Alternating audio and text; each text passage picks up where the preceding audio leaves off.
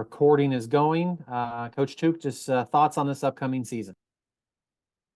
Well, considering my comments last year didn't age well, I'm going to start this by saying this is the worst roster I've ever had since I've been the head coach at SEMO. I'm looking forward to this season. There's a lot of excitement every year. Certainly when you underachieve and you feel like you didn't coach as well as you could have, you're looking forward to seeing if you can rebound. And so I'm certainly looking forward to that. The schedule's exciting, getting to open up college football and a kickoff classic's fun. Opening up at home against UT Martin. So there's just a lot of great, exciting things on our roster, and we've been working hard and getting prepared. Thanks, Coach. I'm going to go in order. I'm going to leave Tony plenty of time. I know he's got questions. I'm going to go Dan, Luke, and then Tony. So Dan, Prairie State Pigskin, if you want to go first for Coach Tuke with your question. Hi, Coach Tuke. Good to see you again. Same here. Western Illinois has joined the league, and I just want to get your thoughts on adding them as a member. I mean, I don't have an opinion. 2 years ago, I gave up on this whole expansion, the OVC and the Big South. Appreciate your time. You bet. And we also have, we'll go Luke Randall and Jake and Tony. So Luke, go ahead.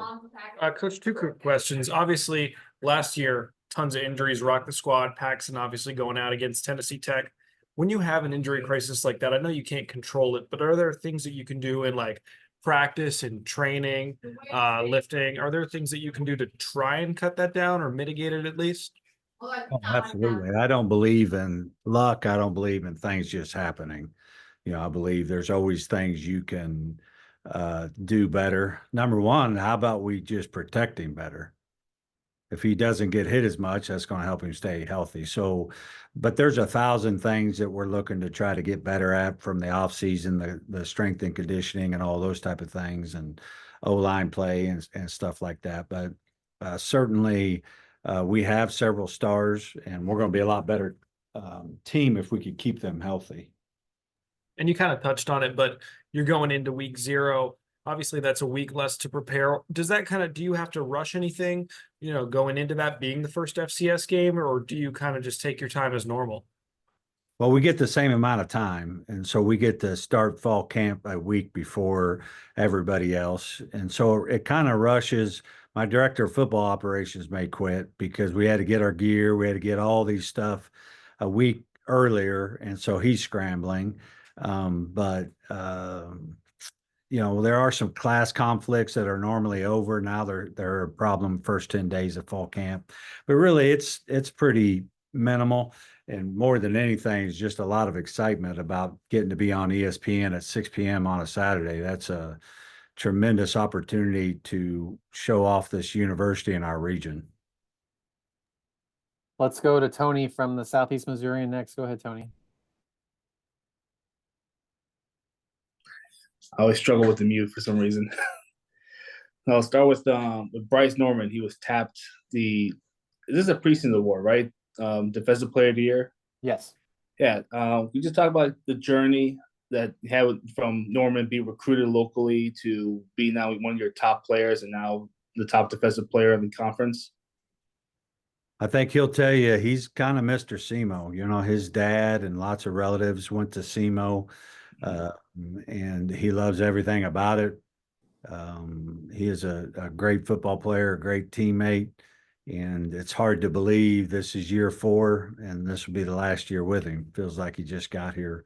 But I'm going to try to soak up him and several of these seniors that this will be the last time I get to be their coach. Speaking of seniors, with Paxton DeLorme coming back as a third-year starter, how much has he developed as a leader of this team, and how much he developed tangibly as a quarterback?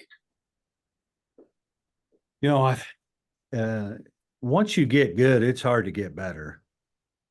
And really, he came in pretty good in a lot of areas. But, here we believe in getting better at everything. And we have challenged him in all aspects to try to improve in every one of those areas. And he really has. He's really embraced that there's things that he can improve. He got to go down to the Manning Passing Academy in June there in Louisiana. And it was just a great opportunity for him to see how he measures up against other great talent, but also just how those guys interact with others, their presence, how they come across, all those type of things was great for him. And this is his team. Last year it was still, kind of Gino and Lawrence, and there was a lot of other names in there. And now this is, certainly on offense, unquestionably, he is the face and the voice of our offense and our team. And last question from me. Despite how last year ended, you guys were picked to finish third in this conference. What does that say about maybe the reputation of your program or the outside belief in your team rebounding after last year?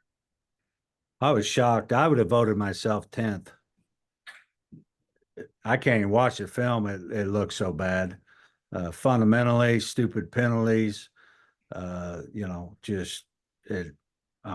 made my eyes bleed. There's little blood coming out of my pores when I was watching the film this offseason. So I appreciate everybody helping me out and still think we're going to be okay. But unless we fix some of those things, we're going to be 4-7 again. Thank you for your time. We'll go to Jake from WSIL next. Go ahead, Jake. Hi, Coach. How are you? I'm well, sir. Good to hear. Hopefully, no more blood's coming out of your eyes. Not now and not in the future. But I do want to ask, who are some star players on this team that fans should start to be aware of? Given the departure of so many key guys from a year ago. Yeah, and we have some newcomers that have kind of stepped up that I have been impressed with. I hate to start naming them, but I'll try here. Jalen Nettles is an offensive lineman that came in, who was a transfer from UAB and quickly ascended, and now I moved him to left tackle because we want to be great there. So he's been a surprise. I think at receiver, we bring back Dorian Anderson, who played a little bit last year, but not a lot, kind of overshadowed. I think he's going to have a bigger role. Tristan Smith was a junior college kid out of Hutch that has been really impressive. He's another 6'5" type guy coming in. So he's been really good. At linebacker, we really feel like we got to be able to rush the pass better. And we did recruit a couple transfers that we feel really good about. Casey McCoy was a outside linebacker for Trinity Valley, and Zaire Thornton, an outside linebacker from New Mexico State, has really come in and turned some heads. We got to be better in the pass defense. And so a couple of junior college and 4-year transfers have come in and are already repping in the 2 deep. Justin Johnson was a starter for Murray State, and then Adrian Peterson was a corner out of Coffeyville that been here since January, and all those guys have done really well. I know you guys have been practicing hard, but right now, would you say the offense is in front of the defense, or the defense is ahead of the offense? Offense is significantly ahead of the defense. Got a lot of new coaches, a lot of new faces on defense, and so it may take us a little bit to just understand what our players are really good at and emphasizing that. I still feel like we're going to have a top 1-2 defense. It's not that. It's just putting it all together may take us a little bit. Offensively, we already knew our personnel pretty good. Our O-line's doing really well, so we don't have to change kind of some of the schemes that we've had. So I feel like they're going to be able to start pretty strong. And, I know just a question or two ago, it was mentioned about Paxton, taking on more of a leadership role, going to that Manning Academy over the summer. You mentioned it's his team now. What do you want to see from him as he enters this season? I just want him to be Paxton. Paxton's all we need, and that's all he needs to worry about. Enjoy the ride. This is his last college season, all those type of things. And he doesn't need to, put the whole offense on his back. He's got some great playmakers. We're going to be good in the run game, and so all we need from him is just to be him. Thanks for the time, Coach. You bet. Let's go Adam Wells, WPSD. Hey, Coach, you're heading into your 11th year with SEMO. Have you or have you had to change your approach to getting a team ready for a season in that time, especially coming off the season like you did last year? Yeah, I mean that's an interesting question because that's what I would say my mistake was last year. My mistake last year was I changed in how I prepared my team because of the roster that I had. And basically, I was fearful that I was going to get a player hurt. And so I changed the way we prepared, and you could tell.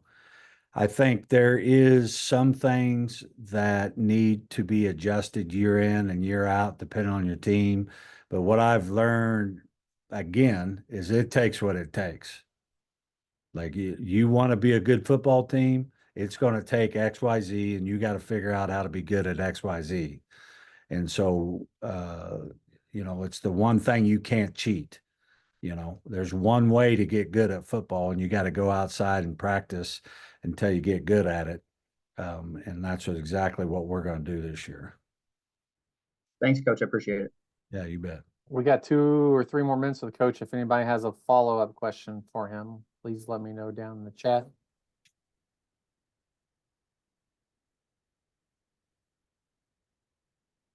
Tony, back to Tony. Bob, go ahead, Tony. All right. I know since you guys started practicing, what has the competition been for running back, or who's taking Gino's spot in the offense? Yeah, so we practice starting Wednesday, but since January, we've had a couple of running backs come in and compete. Brandon Epton is a transfer from Hutch who came in and has been repping with the ones. And then we kind of had a surprise. Peyton Brown was a true freshman that early enrolled in January from Hillsborough High School, so just up the road there a little bit. He's come in and really done a nice job. So we keep wondering, is he that good?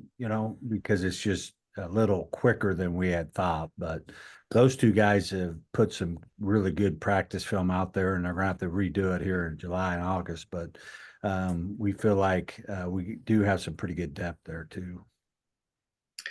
And I do one more. I've noticed this recently because I think a year ago you had your spring game at Scott City, and we have our SEMO Ball Awards every July, and 5 incoming freshmen were featured. So I noticed you guys brought a lot more local talent. Has that been a new initiative from your recruiting strategy, or is it just a good year for local guys to join the team?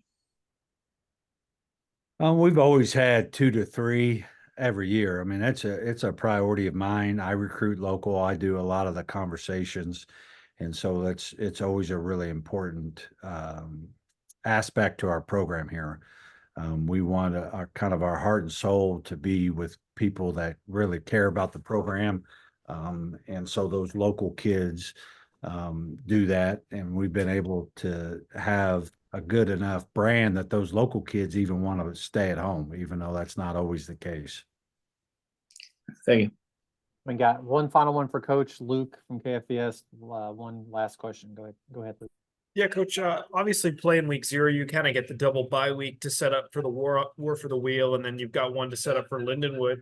Have you ever had 2 bye weeks as a coach, and what kind of advantages, I guess, might it give you?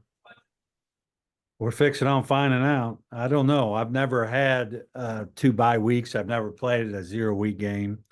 And so you're just wondering how to process everything. I think an early bye week, we'll probably still be trying to get better. So I would assume that bye week we will be really still practicing on weaknesses and early prep for SIU.